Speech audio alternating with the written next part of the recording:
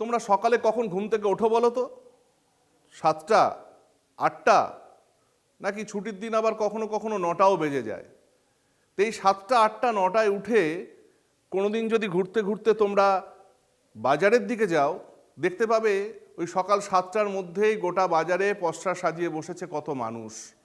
তারা কেউ হয়তো বনগাঁ থেকে এসেছে, কেউ হয়তো লালগোলা থেকে এসেছে, কেউ কৃষ্ণনগর থেকে এসেছে। তাহলে ভাবো যে কত সকালে, হয়তো রাত থাকতে তারা উঠেছে, তারপর তারা তাদের পসরা নিয়ে তোমাদের বাড়ির পাশে এসে তারা পসরা সাজিয়ে বসেছে।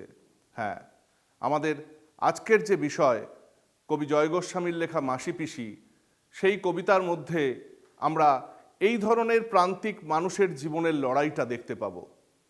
তোমাদের আগের ক্লাসে একদিন একটা কবিতার গল্প করেছিলাম, রবীন্দ্রনাথ ঠাকুরের ওরা কাজ করে, যেখানে আমরা দেখেছিলাম যে পৃথিবীর সমস্ত সাম্রাজ্য একদিন ধ্বংস হয়ে যাবে, কিন্তু এই ওরা কোনো দিন থেমে থাকবে না।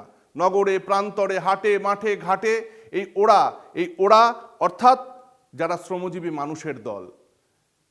এই মাসি পিসি কবিতায় আমরা দেখতে পাই সেই সমস্ত প্রান্তে থাকা মানুষ, বিশেষ করে মহিলারা, সেই মহিলারা যারা একই সঙ্গে তাদের ঘর এবং বাইরে দুটো সমানভাবে সামলাচ্ছে। তারা ভোর রাতে উঠে কিভাবে সেই লড়াই করে, কষ্ট করে, ট্রেনে, বাসে তাদের বোঝা নিয়ে এসে এই বাজারে বিক্রি করে আবার তারা ফিরে যাচ্ছে।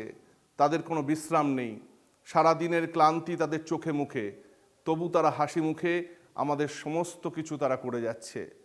এই মানুষদের যে কষ্ট, যে যন্ত্রণা, সেইগুলোকে আমরা অনুভব করা তো দূরের কথা, আমরা তাদের নামটুকুও কখনো জিজ্ঞেস করি না, আমরা জানিও না। তাই আজকে তোমাদের অন্য কোনো রকম হোমওয়ার্ক দেব না। আমি বলবো এই বাজারে তোমার আশেপাশে এই রকমের মানুষ যাদের প্রতিদিন তোমরা নানা রকমভাবে তাদের থেকে সাহায্য নাও, তাদের কাছে গিয়ে তাদের নাম জিজ্ঞাসা করো, তাদের জীবন সম্পর্কে একটু জানার চেষ্টা করো, আর সেই মুন্না ভাইয়ের মতো একটা জাদুকে ঝাপ্পি দিয়ে তাদের একটা থ্যাংক ইউ জানাও যে তাদের জন্যই আমাদের এই জীবন এত সুন্দর গতিতে এগিয়ে চলেছে।